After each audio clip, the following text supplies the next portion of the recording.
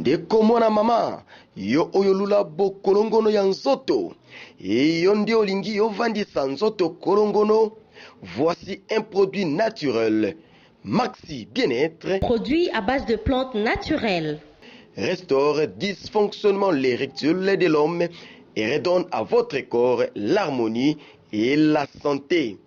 Pona bonzenga ya nzoto nanga, pona bokolongono ya nzoto nangai, nga na poni nanga, Maxi Bien-être. Maxi Bien-être, inventé partout dans le monde. Vous habitez Kinshasa, vous habitez Belgique, vous habitez la France, vous habitez l'Amérique, vous habitez l'Irlande, vous voulez consommer Maxi, appelez-nous au numéro qui défile au bas de cet écran.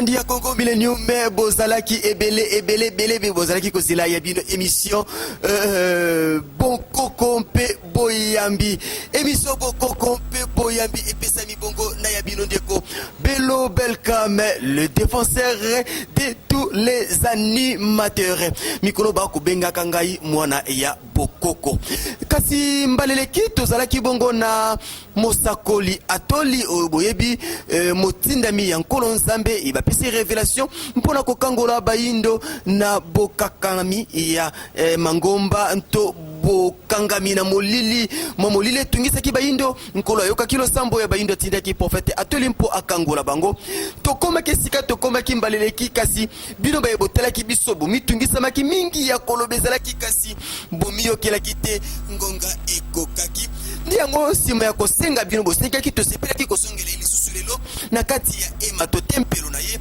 wapesika tokokoba lisusu maye tusukaki mokolo wana likambo na église kimbanguiste likambo ya église catholique pe église protestante to église de réveil nazongi kasi na ngambo ya papa prophète Atoli Mbote papa Atoli Mbote mingi papa journaliste tozongi yo lisusu lelo na kati ya bibliothèque na yo wapesika bayeba koliaka bilei na bomoi papa Atoli lelo tolingi tobete lisolo ya église de réveil église catholique pe église kimbanguiste mpe tokomeka momoke kolobela ba signe to ba insigne oyo ezalaka na kati na bamangombo okomona bayesusu batie kwa bamosusu batie etoile basigne kilikili ndenge mpe tokomona na moko ya badokima awa tomoni ba etoile tomoni basigne ya ndenge na ndenge tokolobela ngo na mwa mokuse mpenza papa Atoli yebisa biso nanu église kimbanguiste église catholique église protestante elobelaka yo nini ntango okaba kobelela kombo ya Yesu Masiya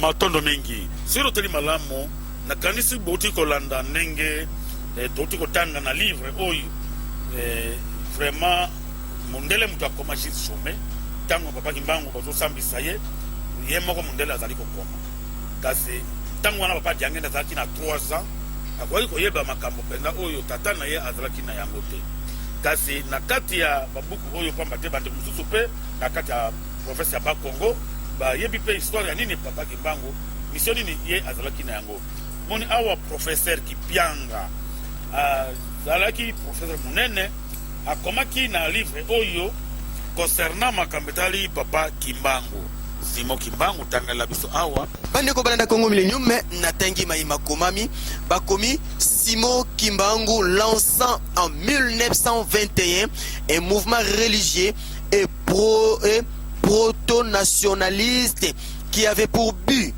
de libérer l'homme africain du long colonial belge et de la domination religieuse par des missionnaires européens. Kimbangu, chef du mouvement prophétique Kingunza, fut arrêté le 12 septembre 1921 et relégué à Lubumbashi, Chaba, où il resta jusqu'à sa mort en 1961. matondo mingi na kanisi boti kolanda ndenge ekomi wana o bakomi polela bi Simo Kimbangu lassa en 1921 un mouvement religieux et proto-nationaliste qui avait pour but de libérer l'homme africain du joug colonial belge et de la domination religieuse par des missionnaires européens. Et là qui c'était présence ya missionnaires européens, c'est-à-dire présence ya domination religieuse oyo occidentaux bamemelaki biso na ntango ya colonisation mpona kodomine biso. Alors yango wana na kati ya babuku ya ndenge na ndenge oyo ezali liboso na ngai, donc tokopundola bapreuve ya ndenge na ndenge na kati ya babuku oyo ozomona awa. Ngai nakoma babuku oyo te. Omoni par exemple lokola babuku mosusu oyo ekomami na bamangomba mosusu oyo kaka euti na mikili ya bapaya, par exemple lokola témoin de Jéhovah. Témoin de Jéhovah sur otali awa yoka makambo bakomi awa concernant makambo etali religion wana bamelaki biso tanga awa oyosukotana. La vraie Natangi livre Témoin de Jéhovah, titre réveillez-vous, bakomi boye. La vraie connaissance sort de l'obscurité. Voilà titre nango. Après la mort des apôtres, comme annoncé, le véritable christianisme a été corrompu et l'apostasie s'est propagée rapidement. Au cours des siècles qui ont suivi, la vraie connaissance a été tout sauf abondante, non seulement pour ceux qui ne savaient rien de la Bible, mais aussi pour ceux qui se déclaraient chrétiens. Bien qu'affirmant avoir foi dans les Écritures, les membres du clergé enseignaient des mensonges religieux, des enseignements des démons qui déshonoraient Dieu. Le peuple était maintenu dans l'ignorance. Au moment des dogmes nés, au nombre des dogmes nés de l'apostasie figure la Trinité, l'immortalité de l'âme et les tourments éternels dans une affaire de fait. Non tondo mingi. Oki ndenge lokola témoin de Jéhovah komi. Donc ba ecclésiastique bateya bato mateya lokuta. Mateya ya ba démon. Donc ba peuple akangama na kati ya boyinga, sai kozanga koyeba. Bino bokalisi ki bazola sabino boyebi nzoka ndenge zali boyebi te. Yango ngoni toujours témoin de Jéhovah a confirmé déjà les deux religions. Lokola ezali ba religion moko ba fausse religion. Tanga awa bongo oyo suka awa tolanda na bukebi nyonso. Oui, natangi titre bakomi la fausse religion a joué un rôle dans les guerres et les commerces des esclaves. Oyo bandiko ba témoin de Jéhovah balobi boinakati. L'Afrique au cours de laquelle les hommes, des femmes et des enfants ont été arrachés à leur foyer et à leur famille, enchaînés, marqués au fer rouge et achetés ou vendus comme du bétail.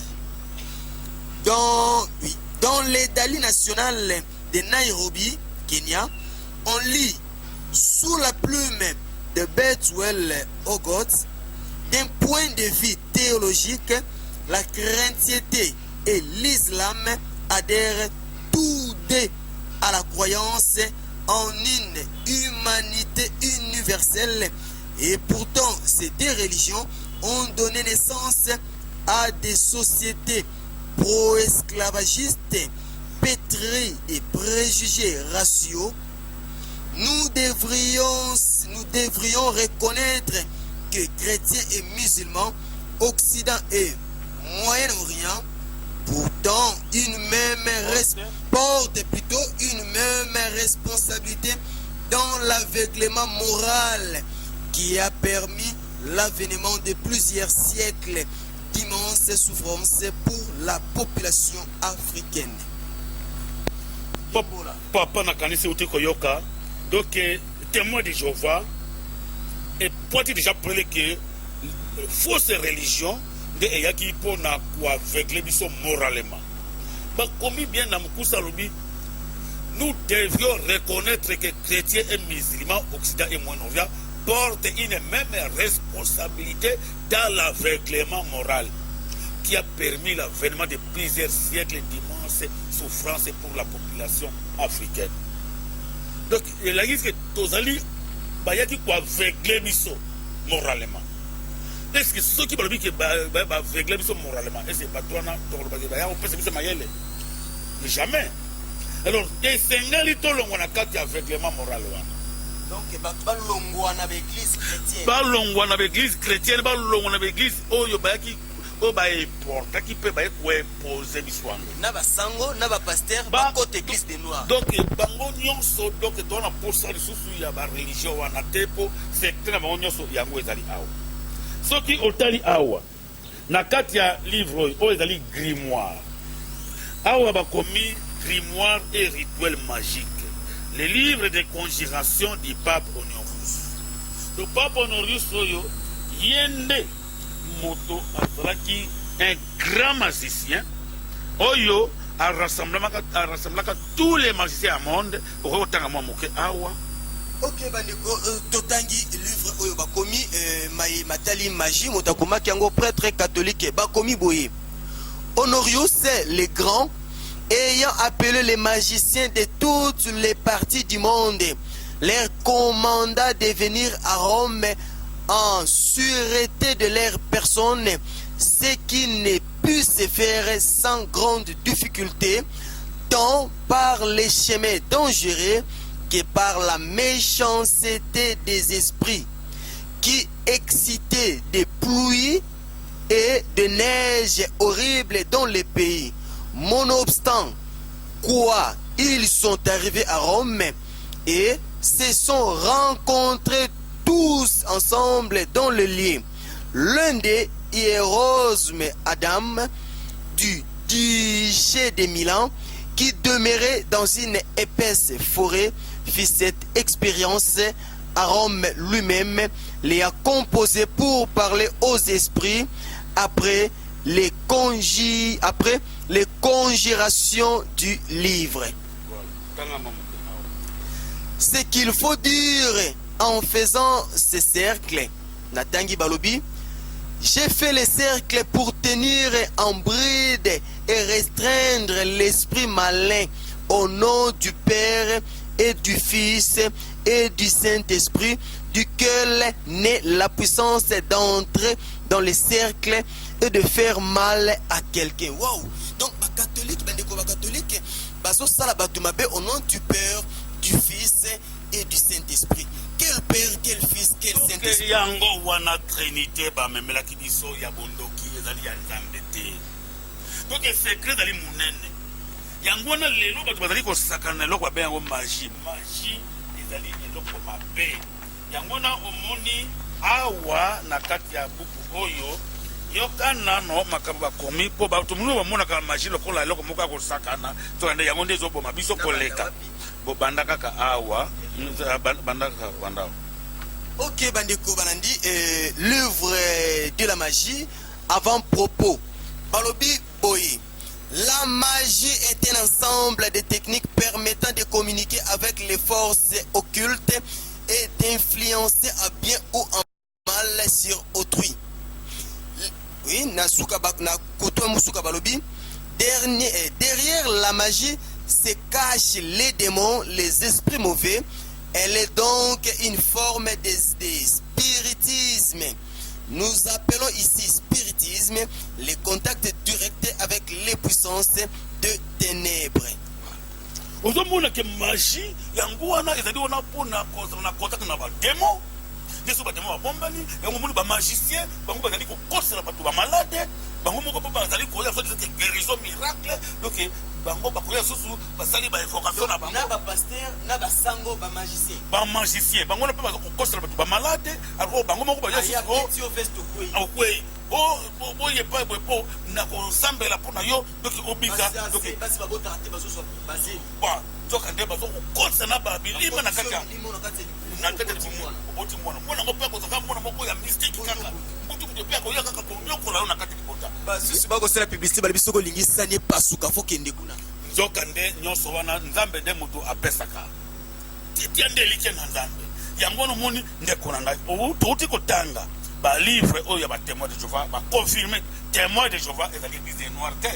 témoin je vais dire lingomba bango moko ba chrétien uti na mikina bango mais ils ont confirmé que mangomba on il a biso il mangomba moko ya mabe et on moni lokola awa recteur ya université protestante ya loba bengi yango na cathédrale de centenaire na face ya Kakopolo Jean Massamba Mapol akoma livre les sept esprits interroge les esprits ce qui otali awa yoka siko mission oyo bango ba ememela ba yela biso na katamboka na biso nini ba yela biso natangi beaucoup sur le Likambouya, cet esprit va interroger les esprits.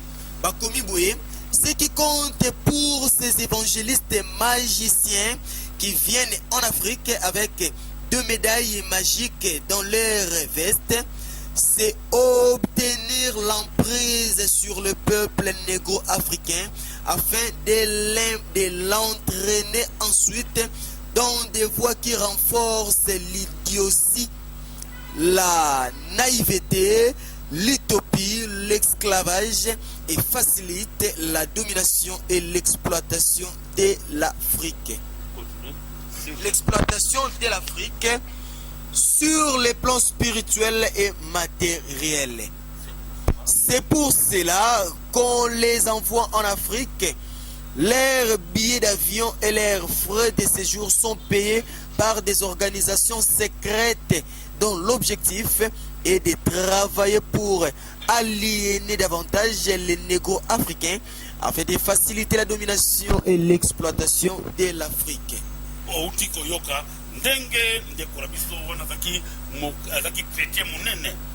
Mais yoka makambo ye argoma atalelo agalite balobi la parole vole mais les écrits restent yangono moni nakati ya magie on ba pasteur occidentaux ba yakana yango yamonde église siko lelo ba église clique les autres églises de prière mais ezaka na condition moko oyo ba pesa ka bango donc livre oyo ba komi mysticisme rosichristien yoka awa les églises de Satan. Les églises de Satan. Au monde église na likolo écologie. Boyoka makama koma tangla bisawa bongo oya ko kota mwa muke autola. OK. Bakomi boyena les églises de Satan balobi en confiant à Emmanuel la responsabilité d'ouvrir des églises dites églises de vêtements blancs. Il explique. Au monde balobi que Emmanuel nani Jésus. Yene ba confier makamteli responsabilité ko fungula mangomba. Mangomba ngo tusu na bilamba ya pembe. Sango leta bilamba nini? Pembe. Ya pembe. Utamona? Misima pe yangi na bilamba nini? Ya pembe. Bon, continuez. Lorsqu'un homme s'est présenté pour que nous l'aidions à ouvrir une maison de prière et à faire des guérisons et tueries, nous lui demandions ce qu'il demandait à certaines conditions. Il devait accepter de nous donner 1 ou 2 âmes chaque année. Au monde, donc, pour les églises, il faut chaque année faire 1 ou 2 âmes. Ou bien 2 ans. Et c'est bâtonné au plus bon bon. Mais par exemple, le Kindo qui est une église de noirs, donc Kindo qui est en et outil na ba église na bango. Le Bible dit que Kamisunia batu. Oh yo, ils allaient ko sacrifier batu. Yango moni na ba religion o ba mamiliso na ba paya. Na kati ya christianisme okuta rose quoi. Okuta pe e kaka. Okuta o ba bengi nécromancie. O wana prendre ba lilia kapela batu bazo lilia batu penal ko la bataba. Yango moni par exemple ko na niveau ya communiquer na ba télévision ko communiquer nécrologique. Donc outi na nécromancie. Vous monde. Alors ezali pena ba bilamba mususu oyo lokola elamba moko ezali awa magicien moko ayaki na yango. Donc magicien wana donc ayaki pote aluka moya ko lever na mwana donc ayaki na lamba oyo moni elamba balusa diko bandeko elamba ngo yango yo oyo prophète alakisa lobi magicien moko ayaki ko enlever mwana na ngai alors sikoyo ngai pe na timbeli te na ye ko kanga ye elamba oyo dali elamba moko mabe kana ba patacle nyonso da baloge et ba primakura nyonso da kaka awo ba ekaka nyonso da kaka awo donc ndenge ozomona elamba oyo ba oyo bozomona basini wana oyo ezali temple magique la bango oyo ozomona ezali démon mobimba alors bilamba oyo magicien na lobaki ke ye mingi awa na kati ya mboka na biso front na plaza donc bilamba wana euti ya direct ya Rome ezali na bamilimo mabe bilamba wana euti Rome basango batindi yango ekokota na bamagasin bato nyonso babanda kosomba yango ekobanda koamvute mpe babanda kokufa ayi bato bakokufa ebele balobaki na ngai te eza nano kaka bango bagrand maître nde baza na yango alors atuka nalimbisa ye mpo soki na bimisi yango sikoyo na panzi secret nango sikoyo ndenge lokola nazopanza boye alors mpona na niveau ya monde bango bayebaki akozwa problème bayebaki no ye nde grand maître malela motu nde babimisi apointi adefale basecret wana alors yango ngai mpe nakoki kobomba te biloko nakotana na bamagasin babanda koteka yango mais esengeli ja botire attention bomoni na télévision soki oyoki sango yaka chaque mercredi awa po te omona na miso oyeba makambo nini ya mabe po eza na kati ya mboka na miso po okende na kati ya magasin osombi elamba po te esunga yo na nzoto olata me nzoka nde elamba wana ezali travaille eza na milimo mabe alors yo koyebi no yango te yango wana omoni awa na kati ya batémoignage eza na CD Mobimba la marque de la bête soki ndeko akokozwila biso akosala zoom gros plan bakomi la marque de la bête omoni 666 oui omoni na kati ya awa omona bazolakisa ekuluzu na étoile donc elembo ekuluzu na étoile ezali elembo ya 666 ok bokozongisa na yo ekuluzu na étoile elakisi 666 pendant que l'église est belle pe baza ko utiliser kasi kango mususu bandeko pe ba christianisme balobi bino pe parfois maiboko sala ke ko bangisa ka bango ndeti papa prophète balgo lati ba poso ya nyama ovandi na poso ya nyama balobi ndeti kaka mabo bangi mpe maibo sala ka bangisa ka bino moko pe bolia ka nzoto pe makila ya batu nzoka bango balia kana bango nzoto pe makila te tozali peuple congolais. Est-ce que ton animal totem na bisita nini? Eza léopard. Ezra na tango ya kala. Bakonzi bana vanisa bango na kiti nini ya léopard, na po léopard. Alors ndenge lokola ngai na lataki ya biloko yote. Poso ya koyi oyo na kiti oyo. Ezali batu ya Angola. Bayaki awa, bazwaki vision. À partir de là, on a na Congo démocratique, kuna ezali na mosakoli oyo nzambe atindi pour obisa baindo.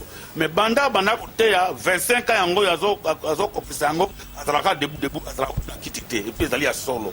Donc bokende bosomba kiti, bo vandisa ye bo somba poso ya koyi, po bo vandisa ye po bo pesa témoignage ke oyo azali roi divin, oyo atinda mipona ko kangola baindo, pe ko kangola mokili mobimba pa mate, mokili mobimba ezali dominé na Satan. Ezali pe ba mindele oyo balingi ke a pire satanique ezala déjà détruit pa mate ya monde kotisi trésor na kati ya mokili musuni pe makila. Yangwana omoni na kati ya alliance oyo bamelaki biso ki esengeli kokanisaka yesu esengeli kolia nzoto na pe makila na ye ezali alliance ya kindoki po ata meme ngai nde naza bona lingio mingi soki nalingi ke nasunga yo na kotikela ata lopango mais jamais naloba noke po okanisaka ngai esengeli omelaka makila na po oliaka nzoto na ngai wana ezali déjà kindoki omoni bamama légionnaire akabeli mwana bato lipa na moi ekomi na butu akomi okende osenga ye pesanga tata na yo nzoka nde ezalaki nde mosuni ya mutu yango wana nyonso oyo tozoloba soki omoni awa na kati ya livre oyo babengi yango dictionnaire initiatique science secrète soki otali awa okomona bakoko na biso bato na bato bayebaki kobenga nzambe na monoko na mboka na bango mais tala siko awa bakomi nini le grand cercle magique d'Agrippa. Grand cercle magique d'Agrippa a tourné na 4 étoiles diaboliques. Oh, combonine. Jéhovah, awa. Nazomona malamuti. Emmanuel. Messia. Elohim. Adonai. Tetragrammaton. Ba kombo ya ndenge bazoyela biso. Ba kombo yo tubengela kanzambi. Nzoka ne ba kombo ba démon. Elohim, Jéhovah, Shaddai, bakombo ya bademo. Yango euti awa na kati ya babuku na bango. Alors esengeli moto na moto yo zali moindo benga nzambe na kombo na lokota na yo. Nzambe pe ko yoko na lokota na yo. Donc yango na tozoloba ke esengeli to respecter ba valeurs traditionnelles. Sur le bibo koko. Voir même yo zali pasteur mais ozana monoko ya mboka oyo lobaka. Mais c'est le côté là pour nous rendre na po ils allaient pas na kati ya bokoko na biso tondi mingi na bondoki na kati bondoki eza mwa makasi penza. Non, bondoki ya kolia bato euti nde na mikili ya na kati ya religion oyo bameli biso bapreuve yango ezali awa. Soki otali malamu toujours na kati ya livre oyo ya dictionnaire scientifique science secrète okomona awa tala omoni sango omoni sango yeyo azosala misa na bakoliti na ye mais sango mosusu na mamelo azosacrifie mu repas nani. Ok, azosacrifie mutu epai ya satana. Pas satana. Epai ya satana ozomona. Alors yango ezali awa yango ezali awa sana na kisabandiko malamu maye papa prophète akoloba yango yo ndiko kozela biso gros plan. Ok, merci yangwana. Sango akosala misa ngambo mususu sango mususu akende ko sacrifier bato wana ekomami inabuku. Merci.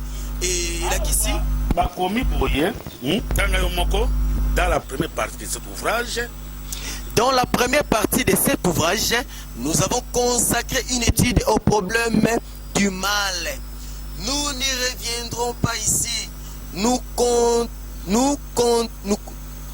contentons de donner ci-dessous une liste nominale des principaux démons de la tradition occidentale. Voilà. Donc liste nyonso ezali awa eza na 38 sortes ya démons ya tradition occidentale. Balobi te ke tradition africaine. Na kati ya tradition africaine biso toyebaki makambo ya diable te. Donc naza na bapreuve awa na kati ya babuku ya ndenge na ndenge oyo nakoka diable auti na mikili na poto. Auti na mikili ya poto pour soki otali awa na kati ya buku oyo yo mokotanga oyo jama samba pour la koma. Ok bandeko tozokene malembe na suki émission na biso totanga comme ça prophète apesa biano bongo to bouclé. Natangi et makomi balobi contrairement à l'existence des esprits intermédiaires entre parenthèses esprits des ancêtres et des mikuyu. Je ferme la parenthèse, virgule, balobi. La figure du Satan ou du diable dans la culture Congo n'existait pas avant la colonisation et la mission chrétienne. Voilà. Dans la culture Congo, tobiebaki Satana te. Tobiebaki ba démonter, ba démon ba utinda mikili ya poto, mikoleko ya, tokolakisana ba face ba démon mususu, oyo ba sango baza ko salela. Nazali prêt pour na kwa frotter, prêt ko benga na ba démon nyoswana. C'est que basango ba pasteur ils osinga ko landa bango na mabanga penza. Bon, na Bible na Deutéronome chapitre 13 verset 7 à 10. Ende kuna moni vraiment owana donc yo moko pe okoyi pe ko tanga yango po ezali très important. La Bible tout tanga makomi balobi Congo Millennium preuve à l'appui. Deutéronome chapitre 13 verset 7 à 10. Nakanisi Deutéronome 13 7 à 10. Bon. Deutéronome chapitre 13 verset 7 tina verset 10. Balobi boyi. D'entre les dieux de peuple qui vous entourent, près de toi ou loin de toi, d'une extrémité de la terre à l'autre, tu n'y consentiras pas et tu ne l'écouteras pas. Tu ne jetteras pas sur lui un regard de pitié. Tu ne l'épargneras pas et tu ne le couvriras pas. Mais tu le feras mourir. Ta main se lèvera la première sur lui pour le mettre à mort. Et la main de tout le peuple ensuite. Verset 10, Balobi. Ok. Nakanisi odi koyoka Bible. Soki ba ye kotela makana bunzambe oyo bikolo musu basambelaka. Koyoka yete. Koyoka lepe mawate. Mais kamata mabanga bamba mutu wana ifo akufa. Sasa ye. Donc to ezali bisote. Bible etindi peuple congolais, peuple africain. Donc bozolanda makambo na bokte binyos. Ngai te mutu na koma livre oyo. Ngai na suka na 4e année primaire. Ezali vérité na zo bisabino. Na bomba ni te. Ezali te pote ba kumisana ke on avait intellectuel non. Bwanya oyo euti na wambwa mutulendo nzambe bako. Ngana ebaki kotanga te. Ba mikane bele oyo boye. Na zape mutu on ba robe anga chercher te. Nyoso ezoko bikula ma au ezali ndengi molimo ya wambwa mutulendo ezali kotinga. Peuple congolais. Soki bo mitiki kaka mangombe bapaya ekotina kata mboka oyo yango mpe moto eyeli biso politike ya mabe oyo ekokolisa biso na pasi biso bato tovandi na kati ya mboka oyo etonda kita metala biso nyonso maboko na matama tobengana mangomba ya mabe ezonga epai euta na politike bango ya kosatana donc ezonga tovandisa bokonzi ya nzambe oyo tokobenga politique théocratique c'est-à-dire politique oyo bokonzi eutaka na nzambe ndenge lokola nzambe atindi ngai na mokolo mwa lelo po te ngai namema bino na nzela ya kokangola na bino libela po te bino mpe bopema bayino banyokwami mingi. Merci mingi badeko balandi ya Congo Millennium Maître Baki Toko Panza bomitungisa te bonkoko mpe mbiamba ezali émission na bino vous allez découvrir eza kaka prophète atelier moko tende asali lokola mokondito à s'approprier l'émission. Non, l'émission est ouverte à tout le monde. Le pasteur, le musulman, prêtre catholique, bouddhiste, kimbanguiste, batuna ndenge na ndenge bakoya moto na moto akolo bakotali se makanisi na ye. Lelo pe papa prophète alobi lisusu azala ki ye moko kasi tola kibino mbala oto yo ezali koya tokotia papa prophète toko tutanisa ye pena moko ya basali ya nzambe oyo pe avandisa liloba po aloba teke te bozwaki ngai mwanda akala ya moke bobwaki ngai na ebale ya monene tonda bakayima nono tokosala mesure sur mesure. Ils vont s'affronter.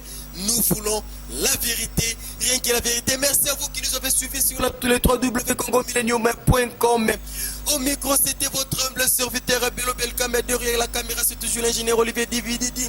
Si vous avez aimé cette émission, dites un grand coucou au boss de l'air, boss de la Rikiti Benzi. Sans oublier les chefs de la grande famille Millennium. Il s'agit de messieurs Désiré Kiangebeni. Love is love. Motema ya mama. Béa la ministre. Restez toujours branchés sur le www.congomillenium.com et vous ne serez jamais déçus. Bye bye.